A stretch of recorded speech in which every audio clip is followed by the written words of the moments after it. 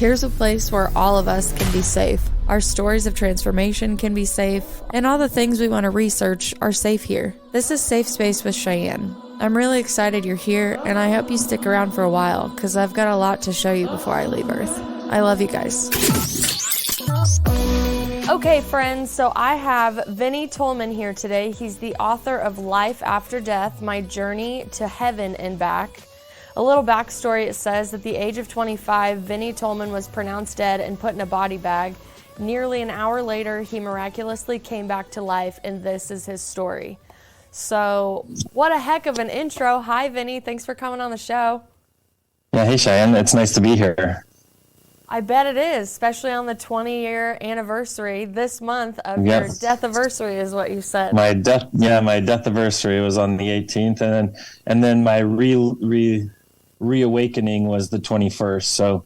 So I went in the hospital, essentially newly revived on the 18th, and then I actually woke up out of coma on the 21st. So, yeah. So and I know we're getting ahead of the story, so after this question, we'll definitely start the story from the beginning, but they were able to revive you in the ambulance after you had been in the bag, paperwork done, lights off in the ambulance, but then you were in a coma for 3 days.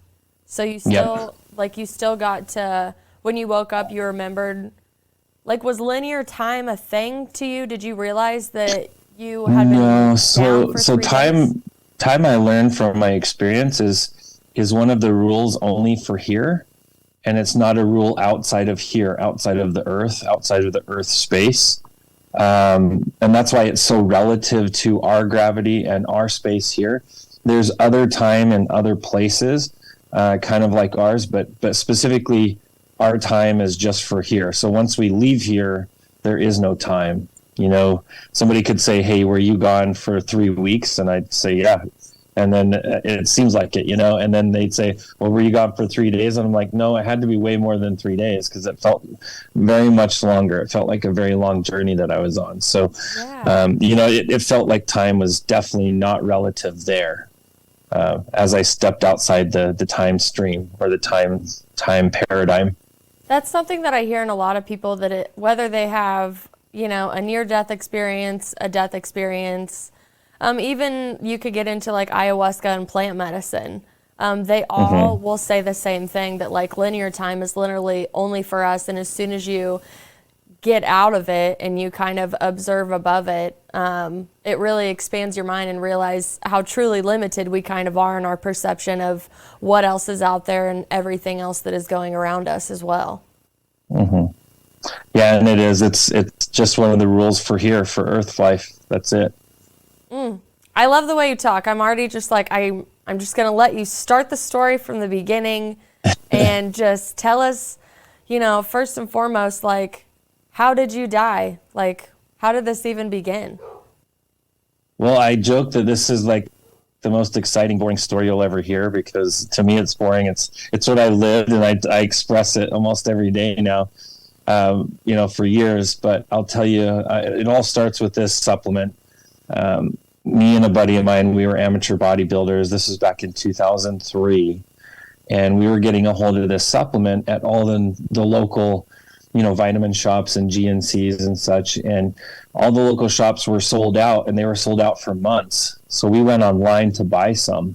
But what we didn't realize is the liquid supplement that we were taking, that if you buy it from overseas, it arrives as a concentrate.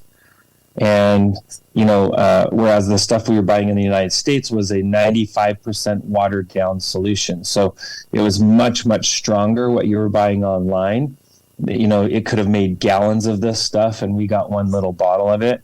And we took our normal little bottle cap of this liquid, and instantly we both knew something was wrong from the second we took it. So we started to feel this cold chill come over our chest and our thighs. And there was a Dairy Queen about 2 blocks down the street from my buddy's place. So we hopped in his car and went down there. We barely made it there. He was starting to doze off. I was shaking him up, trying to wake him up. We pulled in. He barely puts it in park. I don't even remember if either of us closed our doors of the car. I went running into the bathroom And I went in first. I went into the bathroom and locked the door because it was a single-use bathroom. And my buddy went into the dining area, collapsed on one of the booths, and started to vomit. And so a manager came, saw him, called 911. They came and got him and took him away. About 45 minutes later, a customer asks the manager, "Hey, can you open that bathroom? It's been locked for about an hour." So the manager goes over, knocks on the door, no answer. He opens the door and finds my dead body right there on the ground. He calls 911 for a second time that day, and they get medical services there. They attempt resuscitation, but I had aspirated, so I had fallen on my back and I had vomited, so I suffocated on my own vomit. They tried to bring the body back. They couldn't. They put it in a body bag. They put it in the back of an ambulance, and they began to just process scene paperwork or paperwork to process that body. Now, this team of medics, they had 2 veterans and they had 1 rookie. So these 2 veterans were the primary technicians running everything. The rookie was kind of observing and grabbing tools and bags and stuff as they were trying to assess the body. So he's just kind of observing everything, but I can hear. So where I'm at now is I can actually see everything that's happening, but I'm watching from above. I can hear everybody's thoughts. Literally, if you have a thought in that area, I could hear it. I could hear it as loud as someone just talking to me. And I could hear the thoughts of this rookie medic. He felt so horrible that this guy was lost, and he felt that he got in this job, this career, to make a difference for people like this. And he felt that he didn't get a chance. He felt that he was kind of put on the back burner with the duties. And he sat there and stared in the back of this ambulance. He sat there and stared at the body and just felt horrible. He wanted to do something. He wanted to make a difference. Well, about 45 minutes later, after they bagged the body, they are pulling away from the scene. And as they pull away, he starts having kind of a prayer or a special meditation that he was doing about, I wish I could make a difference. I really am doing this to make a difference. And as he did, he got a very strong intuition or premonition that this one's not dead. At first, he disregarded it, thought it was his imagination, and then it came again for a second time. And after the second time, that was enough for him. He was going to go ahead and attempt to just check if there was any signs of life. So he takes these straps off of this body. Now, when they strap a dead body onto a gurney, they strap it all over. And you would never strap a live body that way, the way they had. So he went ahead and began to unstrap the body. He unzipped the bag and was feeling around the neck and jaw area for any type of pulse. He then went under the arm, didn't feel any pulse. He then went to the inner thigh to feel for a pulse. And when he went to the inner thigh, there was a little spark between me and him. It was really weird. It was as if somebody shocked me, as if somebody was doing static electricity, rubbing their feet on the carpet and shocked us. Oh, wow. And that's what it felt like to me. It shocked me where I was, and it shocked him because he reacted the same moment that I did. And that was enough of a sign for him that there was something there. There was something there. And so he himself began the process, the arduous process of bringing this body back. Part of it was bringing the heart back. And so he hooked up the defibrillator, one of these machines that shocks the heart. He connects it to the body. The alarm goes off and he shocks the body. There's no heartbeat. At this point, the other 2 medics realize what he's doing, and they start chewing him out.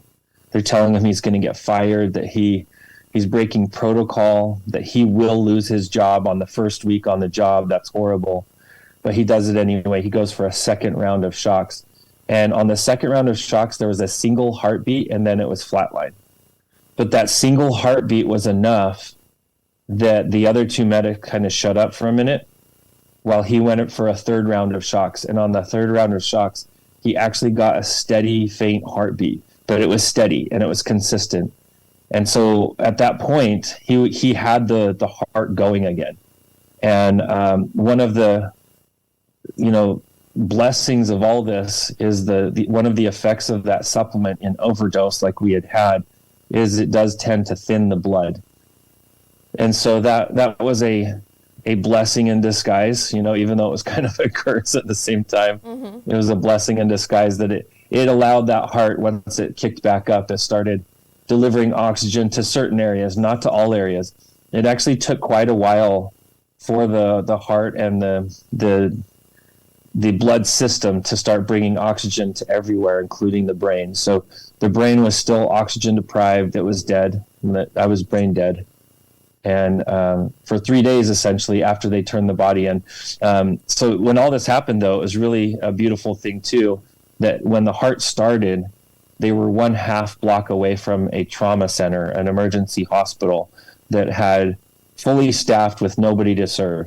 It was a brand new hospital, so it was perfect for them to get this case and start working on the body. At that point, though, I'm not wanting to be around anymore, because I'm watching this body go through this reawakening or coming back to life. It's not a pretty thing. If you've ever witnessed something like this, the body actually went through all sorts of seizures and was foaming at the mouth, all sorts of gross things coming out of the body. I didn't want to even look at it. It was disgusting to me. And so I turned away from it to see this really amazing warmth and light. And here's standing this man. He's all dressed in white. He's got a long white beard. He's got long white hair. He's kind of like the old Hollywood used to make God look like, in movies. And so as soon as I saw him, I thought, well, maybe Hollywood got it right. I kind of joked that. And I'm like, "Are you God?" And he just laughed. He laughed. He's like, "No, son, I'm not God. I'm your guide, and I'm here to help you go wherever you want to go. And you can call me Drake." So I started to call him Drake as my guide, and he helped me go where I wanted to go. He let me know I could go either back to my body or I could go with him. And there was just no question. I wanted to go with him for sure. I didn't want to go to my body. And I even remember specifically saying, "I want to go wherever you come from." And he explained that where he comes from is my home, is where I originally came from, and that I could go back with him to my home. And so we began our journey. It was a beautiful journey. He explained right off the bat that it was not just going to be a physical distance journey where we're moving from one point to another, but it was going to be an elevated journey, meaning that I would have to elevate my understanding and elevate my love energy. I like to call it frequency. I would have to elevate my love frequency to be able to go with him. Because if I just, kind of dumped right into heaven the way I was, I would not synchronize with the love that is there. And it would essentially rip me apart. I wouldn't be able to be there. So for me to be there in a protective space, I would have to really raise my love energy to get there, because he explained that the entire existence there runs off of love. That love is the founding energy of that space. And that for me to get there, I had to really embody a new version of love. And I almost felt a little cocky at this point, because I was raised Christian, evangelical Christian. And so I thought, I already know how to get into heaven. I know everything I need. I'm baptized. I'm saved. I went through my whole little Christian list of everything that I needed to do to be in heaven. And he looked at me lovingly and said, "I love that you've done all this, but there's more that we need to understand and embody to get you there." And he helped me understand that the Christian belief system is very beautiful, and it really connects you to God and to the universe, to the creator of all. But there's more for me I had to learn more. And so there I went. I began my journey of this. We call it the 10 principle journey, because as I'm sharing this experience and we're documenting it, until we actually wrote this experience down, we didn't realize there was 10 very distinct principles that I was taught. And so before that, I would bring out certain aspects of my experience, but I didn't call it like the 10 principles. But literally there's 10 very distinct principles that I was taught in the process of getting to heaven and experiencing heaven and being there in heaven. So there we began our journey of what I call the 10 principles. And as kind of odd as it is to say, I thought the first principle would be love, but Drake kind of smirked at that and said, no, love is important, and it is what all of this is built on. But the most important principle for me is authenticity. And so that was the first thing I had to learn. He helped me understand that, when we enter this life, we come in very authentic. And when we leave this life, we leave fairly authentic with who we are. And it's all the in-between space we tend to not be authentic. We tend to build up different aspects to our personality, different aspects to who we are, so that we have a certain aspect of ourselves that we allow around our family, and maybe around our church or faith group, or maybe around our work group, around our social group, that we have these different aspects of who we are, and that we're not that. We're not all these different aspects. We are the core. We are who we were when we came in this world. We are who we are going to be when we leave this world. And that somehow we have to peel away all of those personas and facets of who we are and let them fall away, and let us look in the mirror, let us see who we really are below all that. Essentially, how we were when we were like 4 or 5 years old, that's how we are really inside. And so you have to kind of peel all away these fake protective personas, because we do put these up almost in protection, hoping that others don't judge us. And so that was the first principle, was understanding that I was my authentic self inside, and I need to peel away all the outside layers that I had allowed to be built up. And that was hard for me. I didn't realize that I had a survival mechanism inside me that was constantly allowing myself to almost be a chameleon, be whatever I needed to be so that I would fit in with whoever I was with. So began that process, peeling away those layers of who I was, and realizing that I was essentially that 5-year-old self of who I was as a kid, deep within all of that, and to embody that with honor and love and without judgment. And that's where I began to start to move. We literally started to move at that point from where I was and started going towards this great space that I call heaven. Next was the understanding. We still weren't to love yet. The next principle I had to understand was the purpose of life. And that is, the purpose of life is that we don't come here to the earth school to be judged. We come here to the earth school to learn. So the first thing I had to learn was that we are in a classroom and not a courtroom.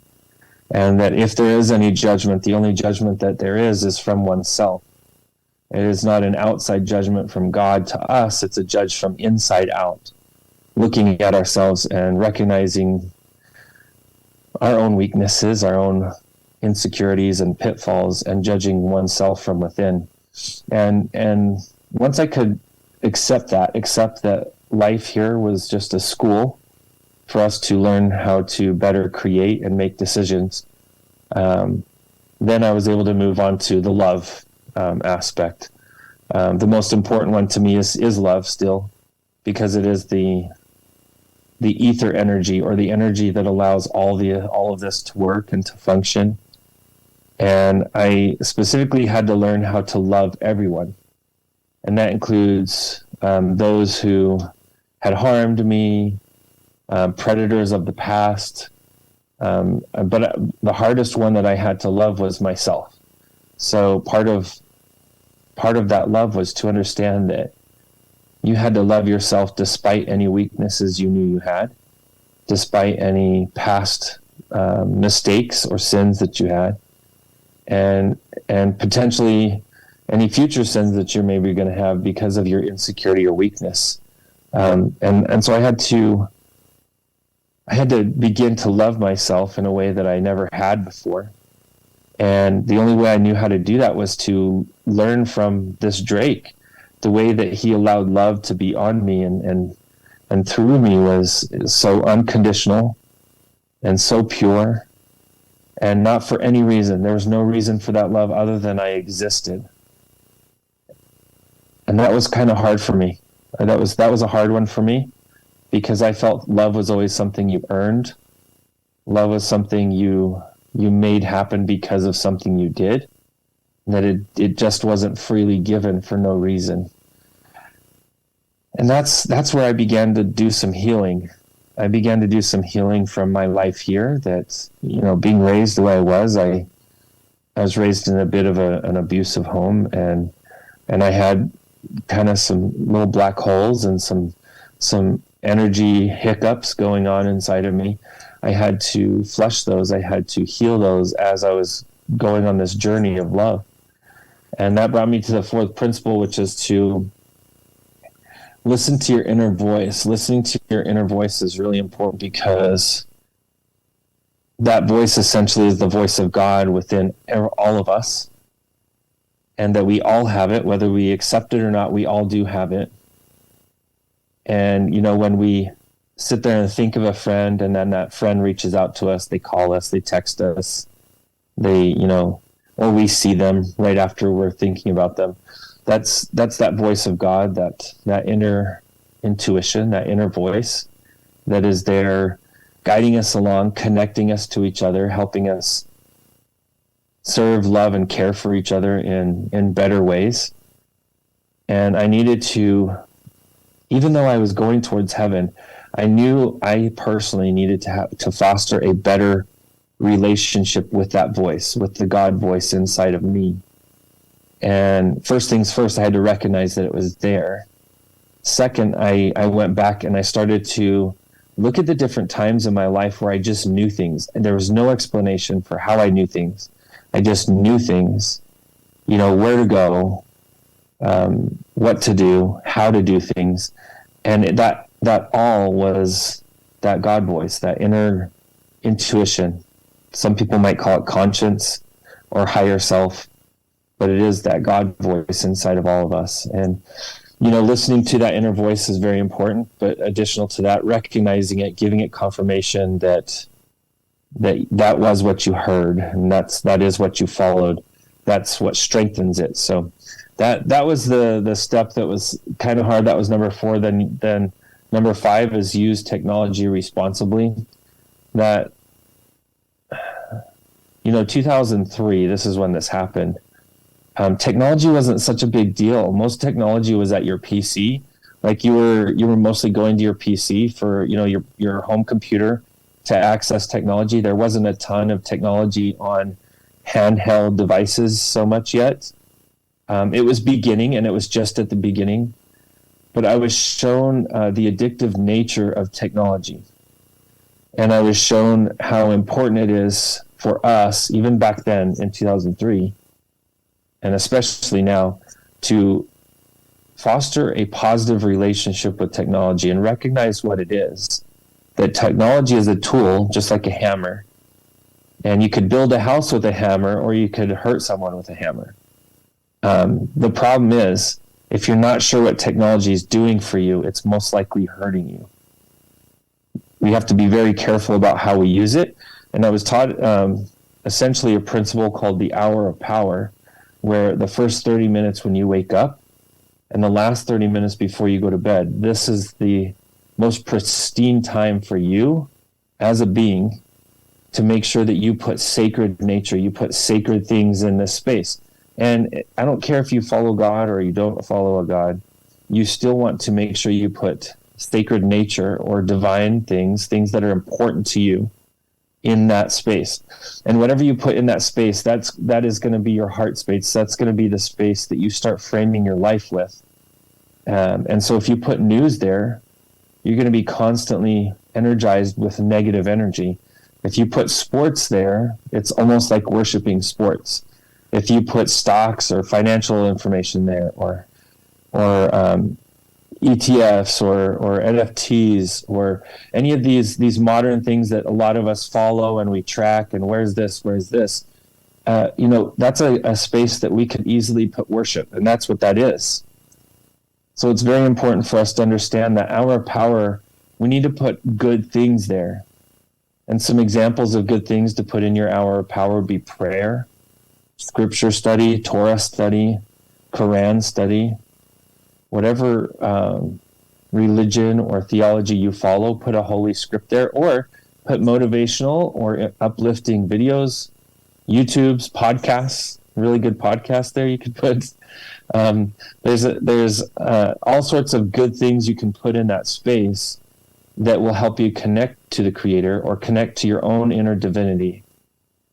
And that's really important for us to understand, but also to understand that technology is what it is, that it's just a tool. So don't worship it, don't let it overtake your life, and honor your hour of power, because if you can honor your hour of power, it's putting you in control, and it allows you to start directing where your life goes. And essentially that brought me to my next one, which is releasing prejudice. So releasing prejudice was funny to me because I thought I wasn't prejudiced at all. Really felt that I was probably one of the least prejudiced people on earth. I was raised with 2 adopted Korean sisters, and I was always out trying to defend their honor. Anybody who said anything about race or being Asian or Oriental or any of these things, I was always the first one to jump in front of their face and say, "You have a problem, my sister," And so I felt that, who I was being this, very unprejudiced person. But in doing so, I was being very prejudiced against prejudiced people. And my guy, Drake, he showed me, he said, as I was being prejudiced against prejudiced people, I was joining their ranks because I was so prejudiced against them. And that I needed to get myself to a point where I could understand a simple principle that victims create victims and hurt people, meaning that most people that are prejudiced are that way because of being a victim of some sort. And it didn't even have to be a victim of that race or that whatever they were prejudiced against. But that's how they were dealing with being that victim, was they were outwardly seeking to ostracize a certain group, a certain classification, whether it be race, religion, creed, lifestyle, whatever. But I began to understand that broken people break other people, and unfortunately, to end that cycle, you have to get in there and you have to love the broken person before they break another, or even after, to prevent them from breaking anyone else. And that was very enlightening to me, that I had to get to a point where I even loved prejudiced people, because I felt those were the least worth loving in life. I felt almost like God would just throw them away because they were evil, they were bad, they hated people for how they lived or what they looked like or where they were born. I felt that was the least in sync with this God energy, but yet that was a judgment of my part, not God's part, of course. So I had to completely release that prejudice. And at this point, I actually started to slow down my progress because I had a hard time forgiving all of the rude, racist, people that I had contact with growing up. And I had to release that. I had to let it go. And not just that, I had to love them one by one in my own heart and understand that they themselves were broken in some way. And that only through love could you heal prejudice. And so that was very interesting for me. I began to understand this new energy of being, this new energy of understanding how God loves us. And, if we choose to pick one thing out that makes us not love another, then how important would it be that we don't do that, because that's essentially what God would have to do to us. So it's important for us to not have that. And I was taught the principle of the pointed finger. This one's kind of cool. Since this is a podcast, I'll verbally describe it to you. But when you're pointing your finger at someone and you're saying that person is this or that, you're sending that negative energy or positive energy out to the person with your forefinger. And then your thumb that is pointing up to the sky is sending that energy up to the etherical or to God. And then if you point that pointed hand, that pointed finger, and turn it around, look at the back side or the inside of that hand, you'll notice there's 3 small fingers there pointing back at yourself. And so every time we say something negative or positive about someone else, we're sending that exact energy back on ourselves 3 times stronger. And this is something that I don't think people understand nowadays, because everybody's quick to cancel people. Everybody's quick to judge others. Everybody's quick to be a victim and to point blame at anyone but themselves. But when they're doing this energetically, when you're pointing blame at another, you're actually taking on 3 times that blame on yourself. Energetically, you are. And at the same right, when we go and we point that finger and say, look at how amazing that person is. Look at what a great person, being, or way of being this person is. We are taking that energy on 3 times stronger on ourselves. So we have the opportunity with this life that what comes out or what goes out of us comes back into us. So what we send out comes right back. If we send out good, we get good. If we send out bad, we will get bad. So if we are a victim and we point the finger at someone else, we will get more opportunities to become a victim. If we are a victor and victorious with the way we act and we love and care about each other, we will get 3 times that energy back to ourselves. So if you're in one of these cycles of victimhood or pointing the finger, turn it around.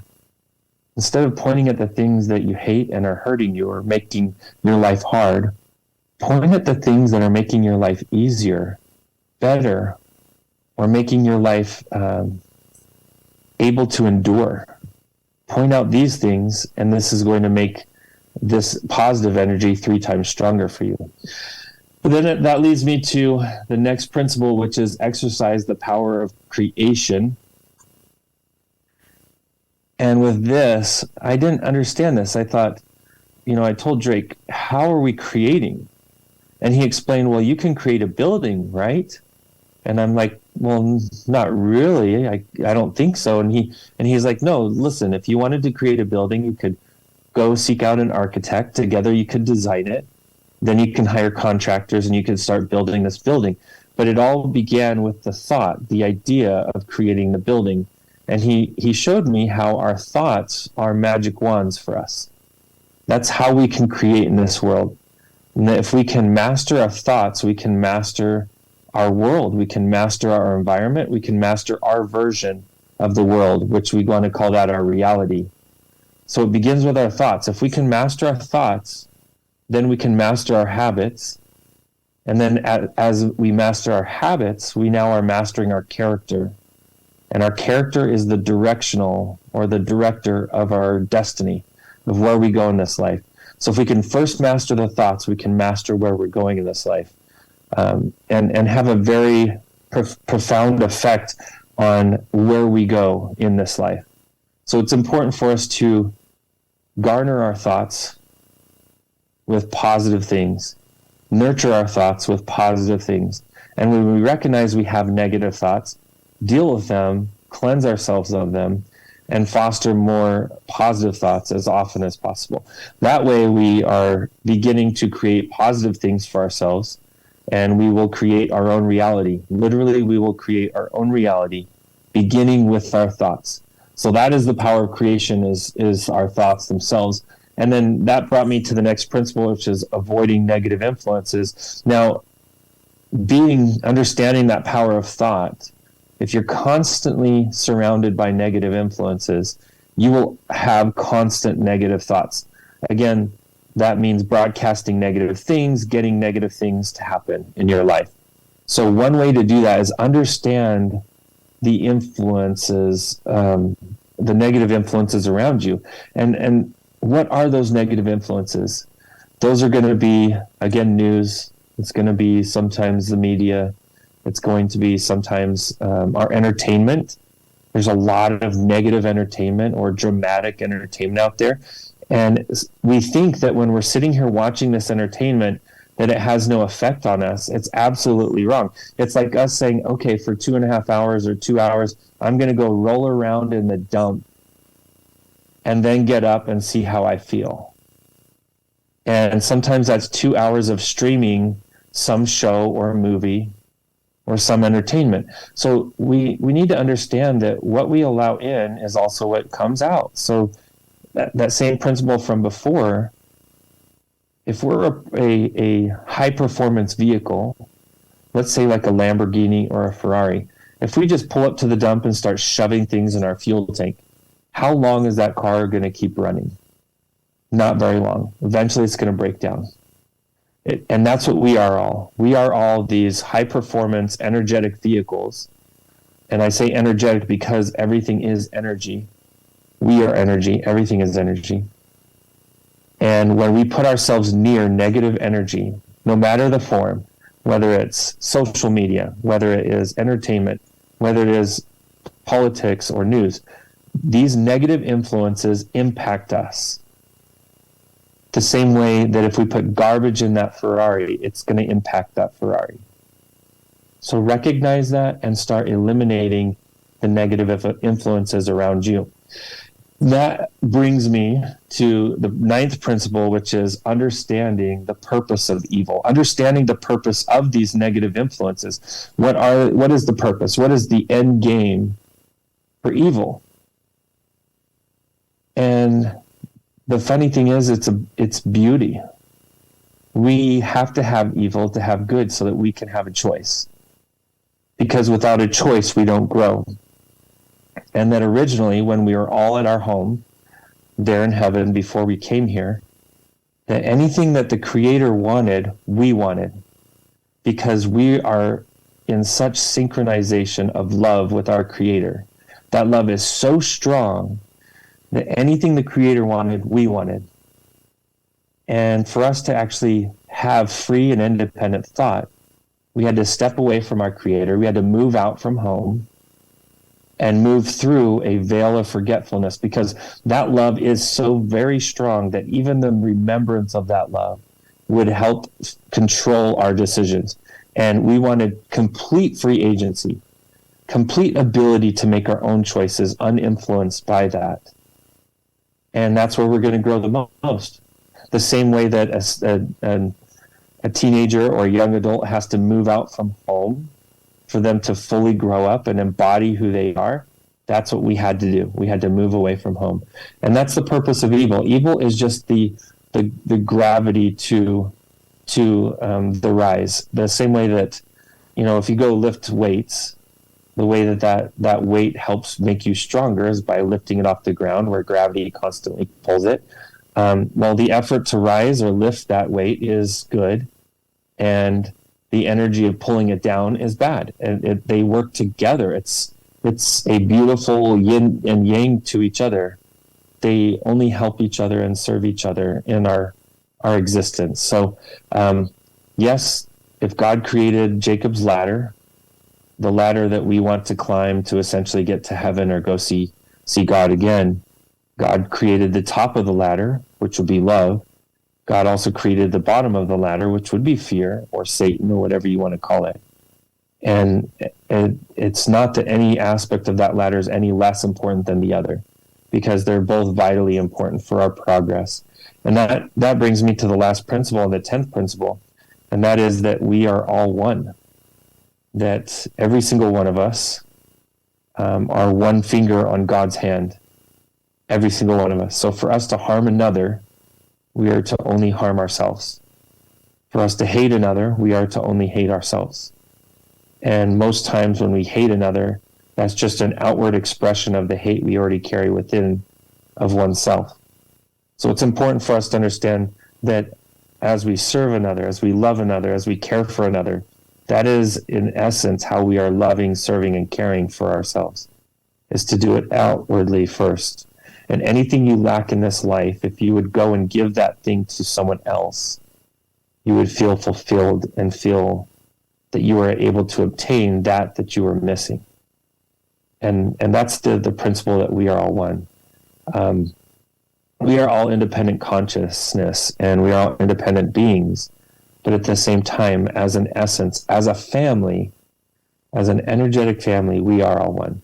So it's important for us to embody that last principle. And at that point, I was starting to actually see heaven at this point. I saw this huge planet, much, much larger than our planet, way bigger than our planet, way bigger than our sun. I mean, you could fit probably 1 million of our Earths across the inside of this place. And there was no outside sun because light came from within everything there. And that's also what made the colors so different, is as I'm touching down in heaven, I actually could see and feel that everything was so different there, because it felt like the Earth was almost like a copy or a miniature version of this real space. And so the time that we're here on Earth and we're really glorifying God and glorifying the beauty of life that we see here, that's just a mirror image or a copy of the real potential that we have there in the heaven space. And so, yeah, I touched down, and I got to touch down and feel this grass that, to even describe grass there, I could talk for probably a day, at least a day. This is just grass. And this is not the magic grass you smoke, for those that think about that. But but really, this is there was actual light coming from inside the grass. You could actually hear like a harmony or a music coming off of it.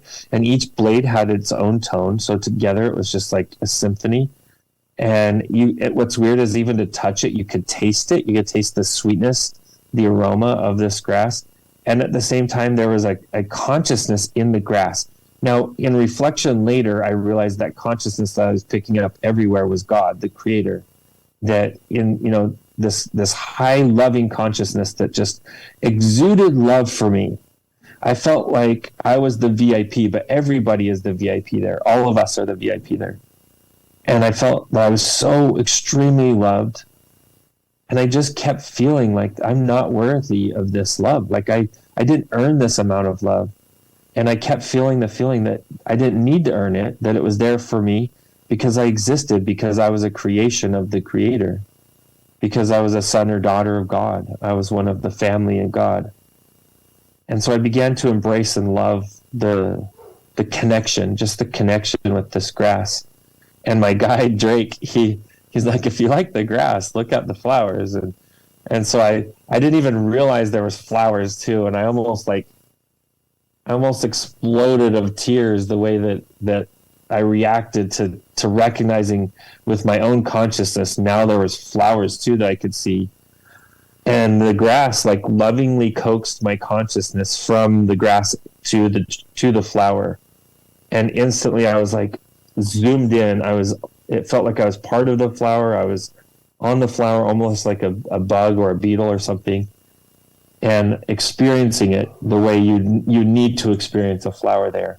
And there, it felt like there was rainbow flames inside the flower petals, like just flowing and moving, and just so much light coming out of every petal. And the same thing is with the grass. Every petal had its own tone, its own music, its own flavor.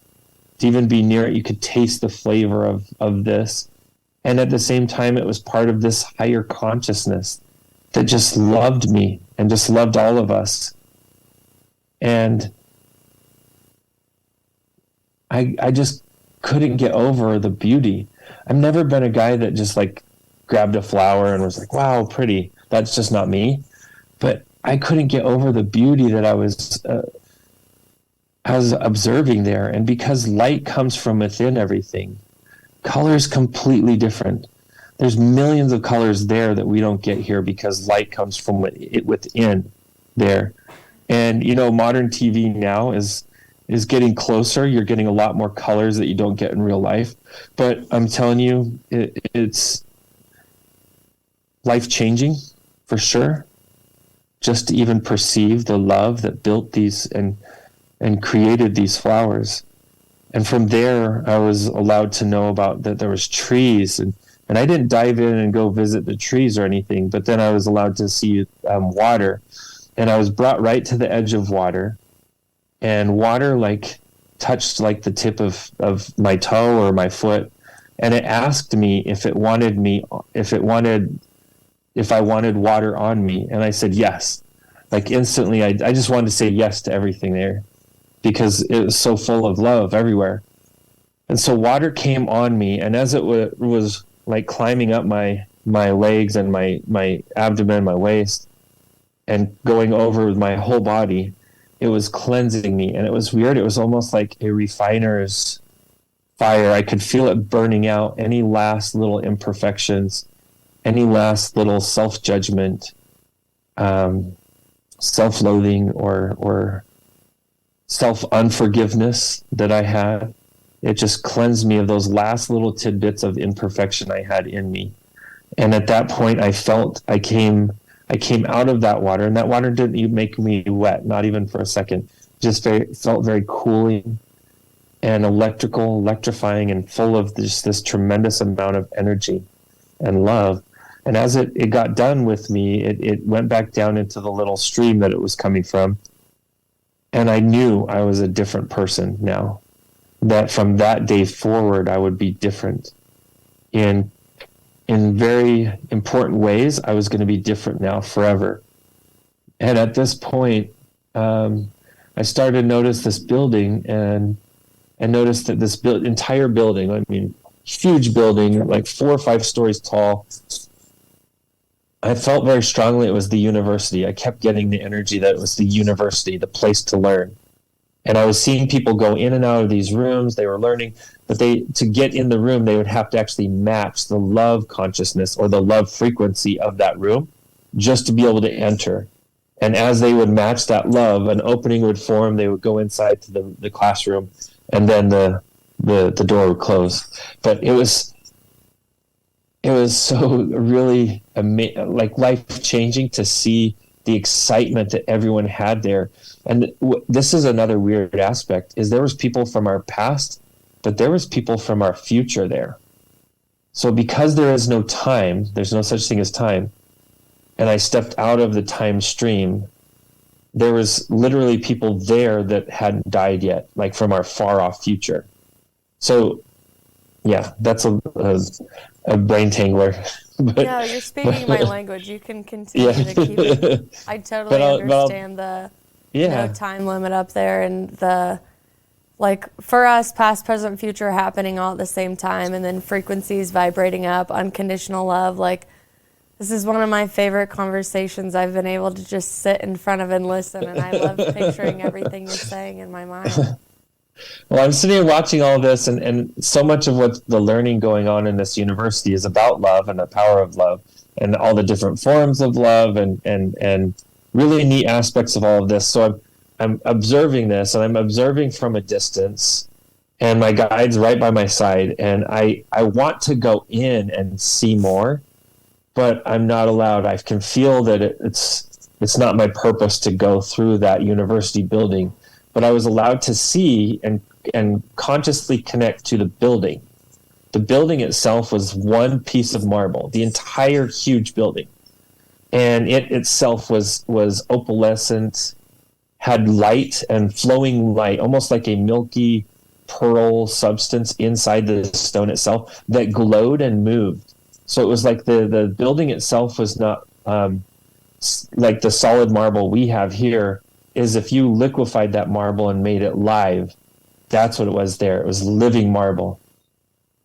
And that inside the building itself, that consciousness that was running everything again was God.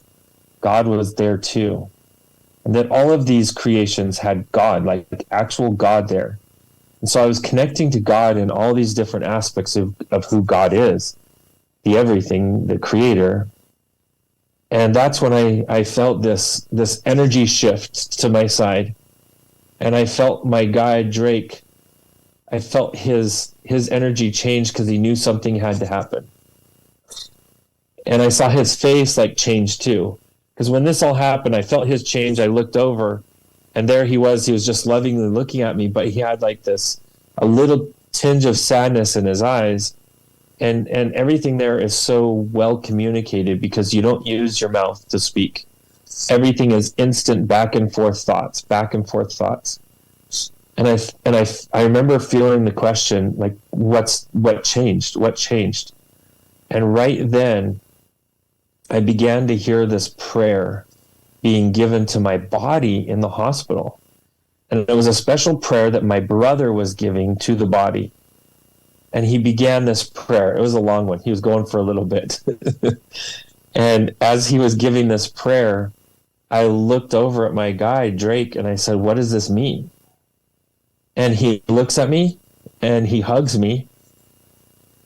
And the hugs there, like there's no communicating how these feel, but I'll try.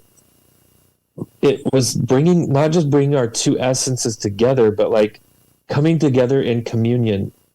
And he gave me this hug of just immense love. Like it was so crazy because we each had our own glow, like, because everything has light there. Even I had my own light. He had a much brighter light. But as he hugged me, my light matched his, and then together our light like went 4 times brighter than either of our lights individually. And I just felt this like atomic flow of love and very strong energy between us. And I felt how sad he felt that he had to let me go, but it was supposed to happen. And sorry. You don't have to apologize. This is beautiful. But I felt it so strong. Like I had to let go. I had to follow what the higher path was. I had to follow the higher purpose. And right then, as soon as I said, I have to follow the higher purpose, he said to me, Vinney, this is going to be hard, but it's going to be worth it. And right then, my brother said amen to my prayer, to the prayer he was giving over my body. And the next moment, I know I woke up. I woke up out of a 3-day coma. I was completely brain dead. Neurologists had no idea what was going on. They wanted to poke and prod me for hours after I woke up. They thought I was a fluke, that somehow I woke up and I was just going to go back under and die. And then that happens. That happens to coma patients quite a bit, actually. They become conscious and then they die within 24 hours. But for me, I woke up, and the next thing I know, I'm in this hospital. I have all these tubes, and you can look at the back of the book. It has a picture of me on, when I was on life support. And I had all these tubes coming out of me everywhere, including a catheter. And I just yanked all that crap off of me. I felt so claustrophobic because not only the experience, but who we are as spiritual beings, who we are as eternal beings, are like 10 times bigger than what we are here. So it was really hard to bring that form back into the physical form, into this little minute form that we have here. And that was extremely hard for me. And I was super claustrophobic. I still struggle with claustrophobia. Here it is 20 years later, and I never had claustrophobia before, ever. Not until this experience. So I still struggle a little bit with it. And, but I woke up, I yanked all the tubes and yanked all the gear off of me, including the catheter, yanked everything out. And I just stood there, just taking deep breaths, and realized that all these alarms are going off on all the equipment. So I unplugged everything. I just didn't want any of that stuff going off or near me. And so then I realized, oh, you're naked. And so I went and got a gown that I found in the cupboard on the wall and wrapped around my middle section, and I just left. I walked out of the hospital room, and I looked both ways. I saw this nurse over here. I saw she wasn't paying attention to me. So I went down to my right, which was this elevator corridor.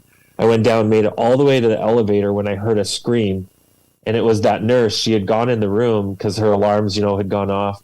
She went in the room and there was nobody there.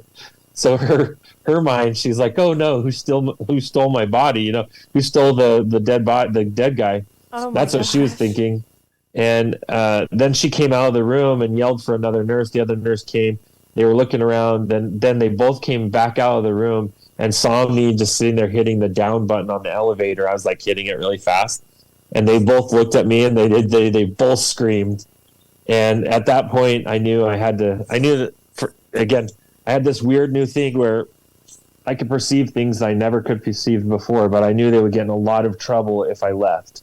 And I could have. I was the ding had just happened on the elevator. I could have, left, but I didn't. I went back to them, let them, do what they needed to do. I wouldn't let them put anything back in me. I let them put a little thing on my finger for, I think, heartbeat or something. Yeah. But I wouldn't let them put anything back in my body. I was very strict about that because I was so claustrophobic. They tried, though. They did put like an IV back in, and I just pulled it right back out.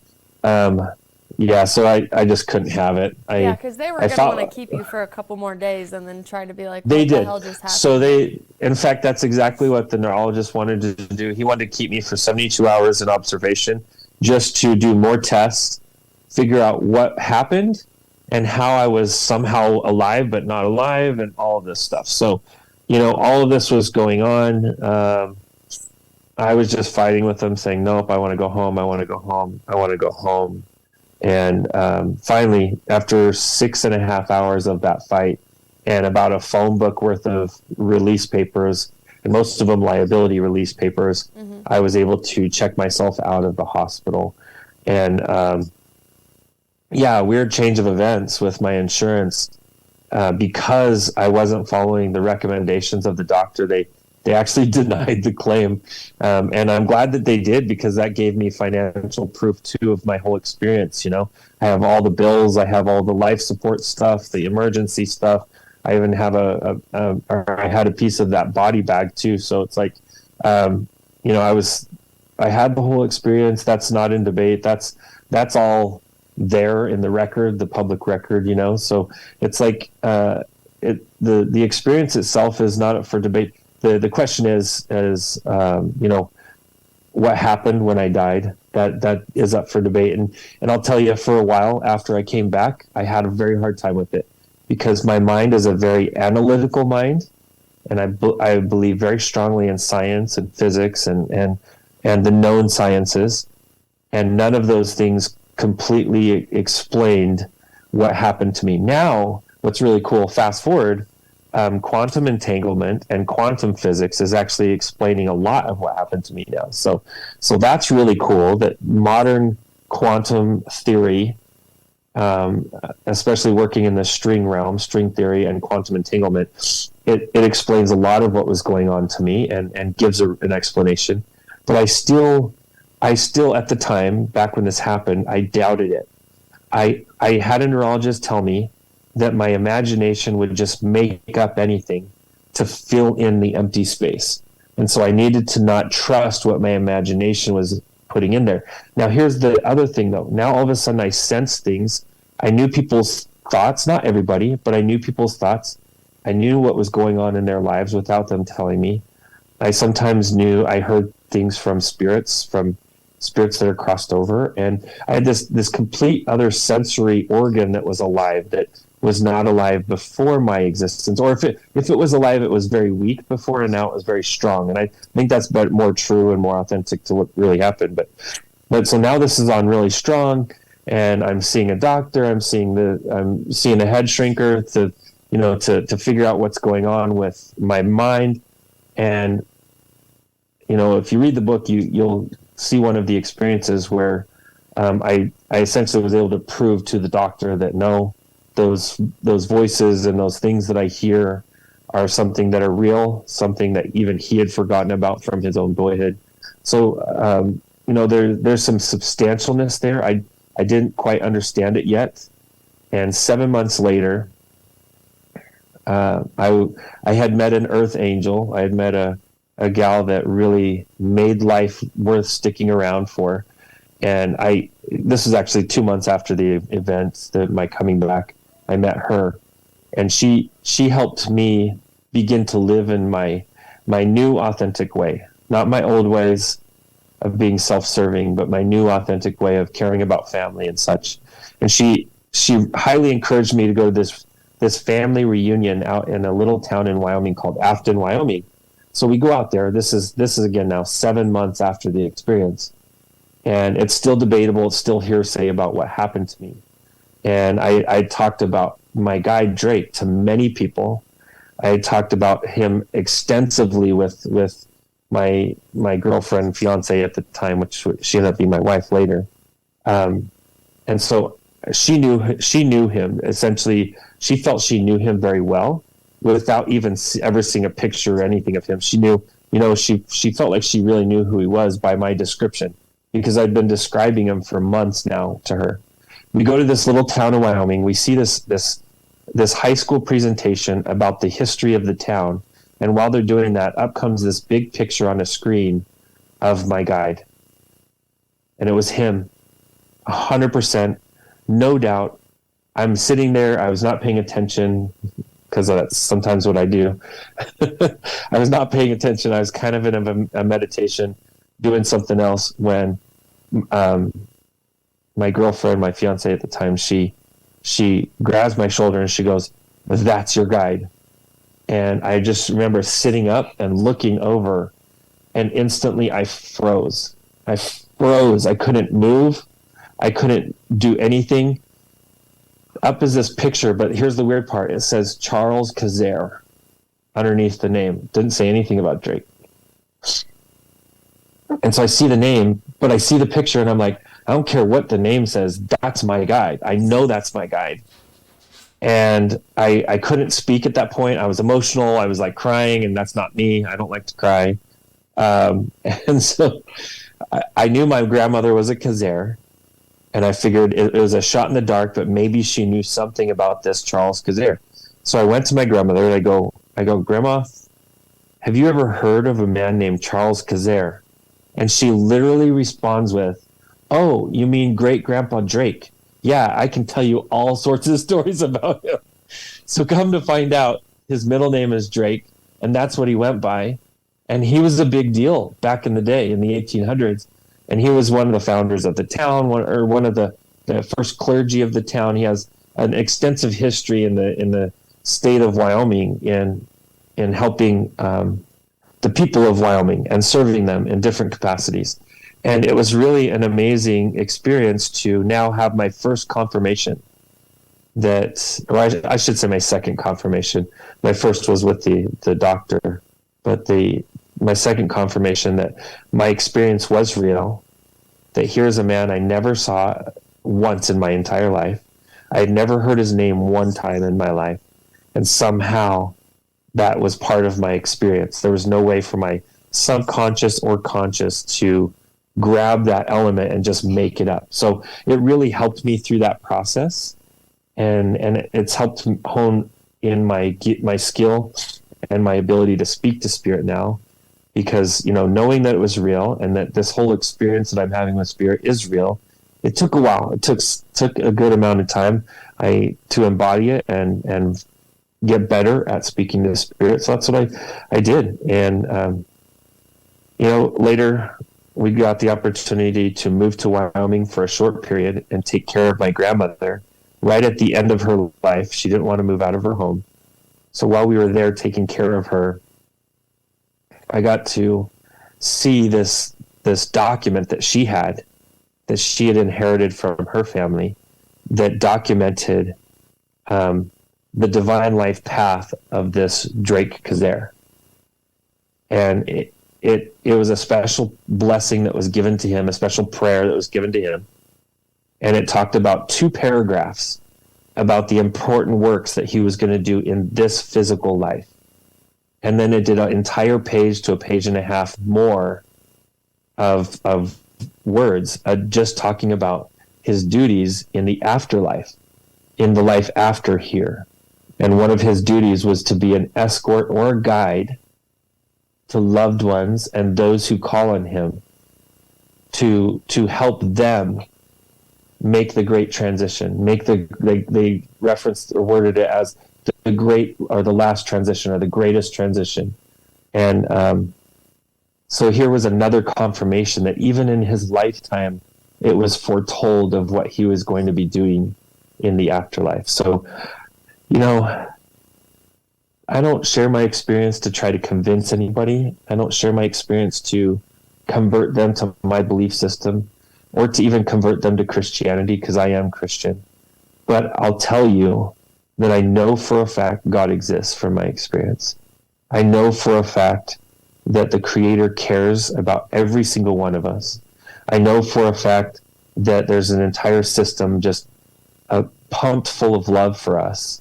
And that's what we exist in right now. And that this love that God has for us is so great. And if we could feel even a blade of grass of this love, like we would change the way we would live forever.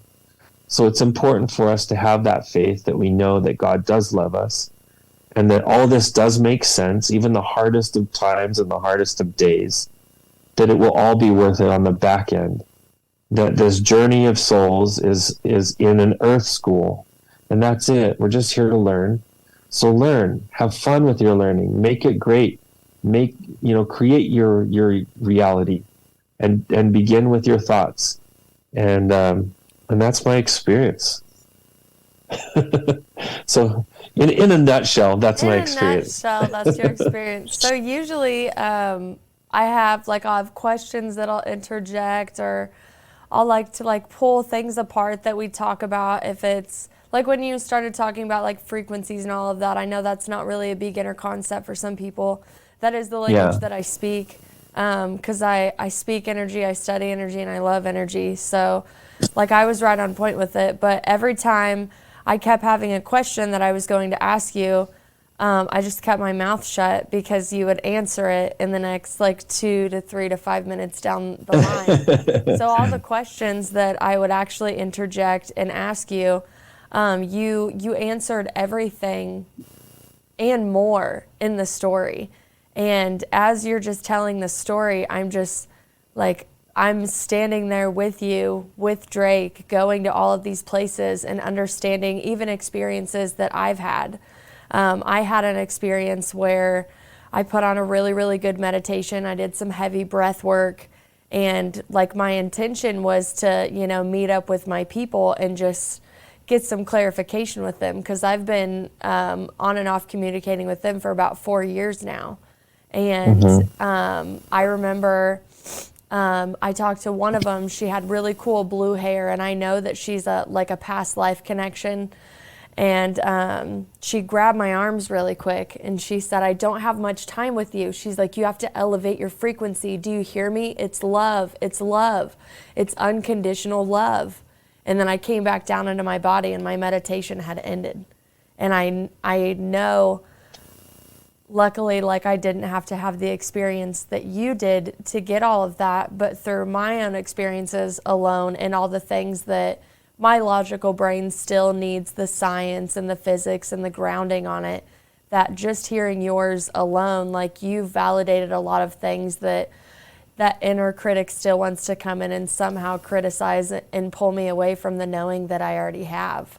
So, yeah. I mean, I'm mesmerized and completely captivated by your story. I mean, I just kept nodding my head, and my eyes just kept getting bigger, and it was just confirmation after confirmation after confirmation. And, I love, you're talking about claircognizance, knowing the premonitions and all of that. I love studying all the clairsenses in general. I think we have the ones for the human bodies and one for the spiritual vessel. And I was lucky enough to tap into all of them when I had my awakening 4 years ago. And mine would be called a Kundalini awakening, is what people can kind of Google. Greg Braden calls it an Akashic remembering, because you're peeling those layers back of yourself that actually are you. So even when you said who you were at 4, 5, and 6, that's authentically you.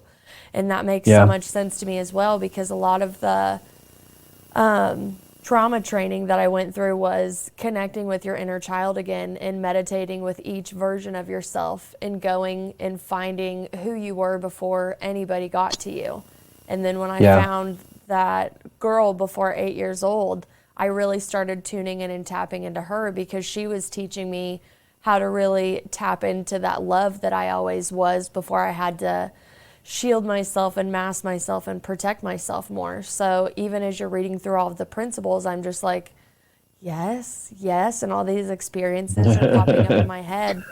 And I know you definitely had a lot of trauma happen to your body while you were in it and while you were out of it. But when you were describing heaven and the grass and the flowers, and even the knowing that you had to come back, and how sad it was when, you know, he hugged you and you woke up. I mean, that story alone, I just think is transformational for anybody, no matter what their belief system is.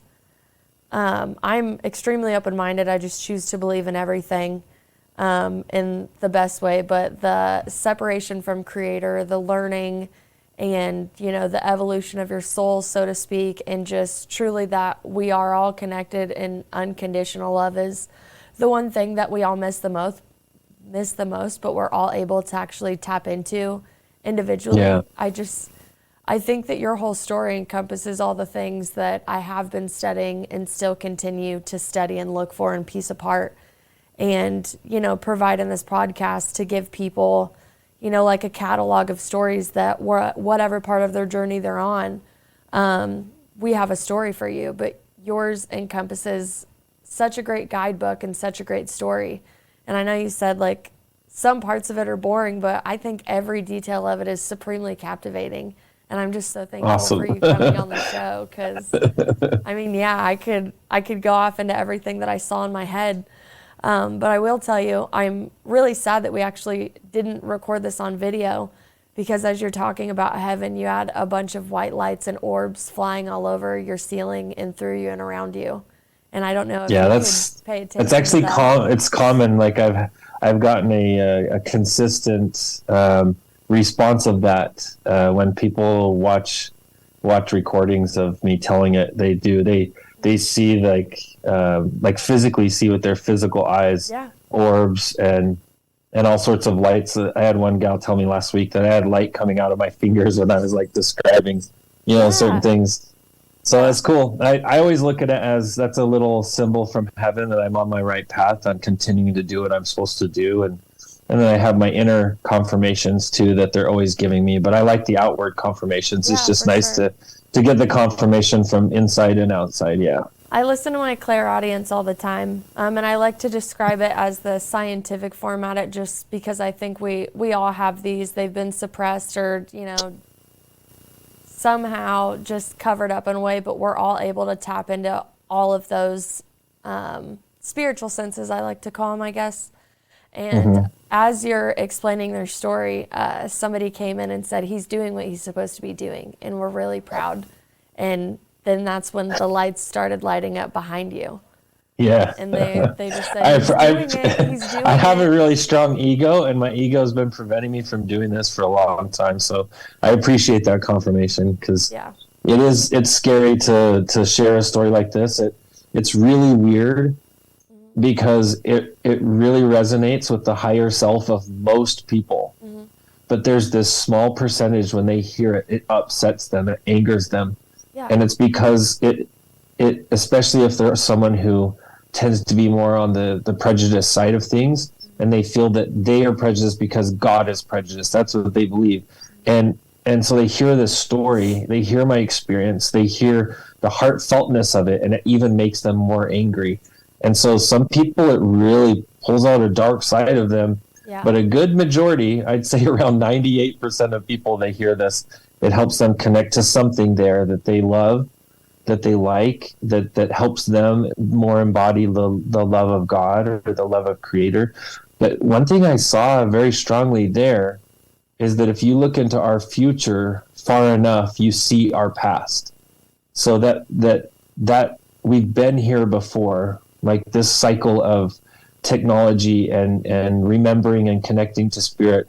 And if you go towards our future, we have a stronger connection to Spirit, and not through technology, through intuition, through direct connection. But even with technology makes that ability even easier, because there's a way to proof check certain things that you get through intuition. So That was really neat, though, to hear you give me a little confirmation that I'm glad that Spirit's proud, because it's a little weird. I've lost some friends over it, but at the same time, I know there's a higher purpose, even if I lose a friend here and there over it. Yeah. It just always goes back to all the frequency, right? Like, you're going to vibrate at a certain level, and people fall away that you don't want to lose, especially when you understand how precious life is on earth. And I think we're so busy thinking that we have all this time, and then somebody dies and we're like, oh no, like, we better love each other more and spend more time together. But there are people that I really hope and pray that they vibrate back into my life somehow, that we're compatible to be together again, and they're able to open their minds like I am. Because we have linear time, but we don't really have as much as we want. So the awakening, the growth in it really is lonely in a sense, but you do find that there are people waiting for you at every level. There is. And you know what? There's some really neat things coming in our near future for this planet, where we're going to come back to community. We're going to lean away from technology and lean more towards community. And as we do that, there's some great changes that are going to happen for us. And it's all beautiful. It is. And there will be a time where we're going to be holding to that community and loving it and thinking, wow, the trade-off was so worth it to go through the little bit of speed bumps or hardships we have to go through to get there. It's so worth it. And we need to keep that in mind as certain events happen, as scary thing, quote unquote, scary things happen by the news standards. We need to gut check those things. Well, the false things will fall away, right? The things that aren't of the Creator, aren't of the highest good, they're going to fall away, and it will look scary to all of us. Yeah. Yeah. It's going to be really beautiful. I'm looking forward to it. I'm excited for it. Yeah. Vinney, it was so great to meet you. Again, one of the most you too, Cheyenne. Stories. I really enjoyed meeting you. And for anybody listening, this is all in a book for you, besides any of the other interviews he's done, and definitely what he's told us today on our podcast. It's called Life After Death, My Journey to Heaven and Back. I've got my copy. I'm going to start reading it, and I'll definitely be doing some of my excerpts on TikTok, so look out for those. Sweet. And again, thank you so much. Before we get off here, I have music from Vitality Exposed. She's going to bring us, kind of funny that the title of the song is called Better Luck Next Life, because I do intuitively pick these about 5 minutes before each guest, and they'll tell me what part of the song to That's play. Awesome. So it's from one of my favorite performers. His name is Unlike Pluto. But I'm going to go ahead and give y'all a little sneak peek of that song. Definitely want to check it out on your own.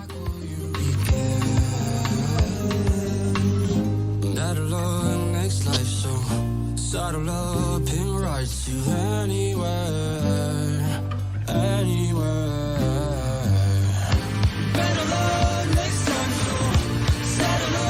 This is the Hoosier Media Network, your home for podcasting.